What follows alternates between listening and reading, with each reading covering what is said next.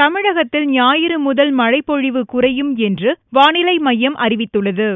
சென்னை வானிலை ஆய்வு மையத்தின் இயக்குநர் பாலச்சந்திரன் சனிக்கிழமையன்று செய்தியாளர்களை சந்தித்தார். அப்போது வங்கக்கடலில் மன்னார் வளைகுடா அருகில் வெள்ளியன்று நிலை கொண்டிருந்த குறைந்த காற்றழுத்த தாழ்வு நிலை சனிக்கிழமையன்று குமரி கடல் அருகே நிலை கொண்டுள்ளது என்றார்.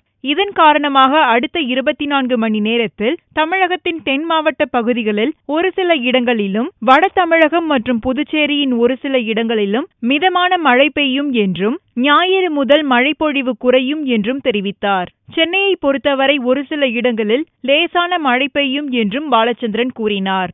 மன்னார் வளைகுடா பகுதியில் நிலை கொண்டிருந்த குறைந்த காற்றழுத்த தாழ்வு நிலை இன்று குமரிக்கடல் பகுதியில் நிலவுகிறது.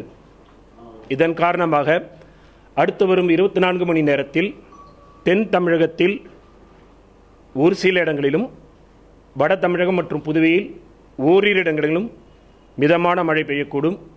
இது தொடர்ந்து மேற்கு திசையில் நகர்ந்து செல்வதால் நாளை, அதாவது ஜனவரி 29 முதல் மழை வெகுவாக குறைந்துவிடும்.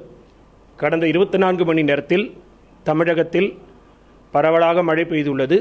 அதிகபட்சமாக பாம்பனில் 13 சென்டிமீட்டர் மழை பதிவாகியுள்ளது. சென்னை பொறுத்தவரையில் நகரின் சில பகுதியில் ஓரிரு முறை லேசான மழை பெய்யக்கூடும்.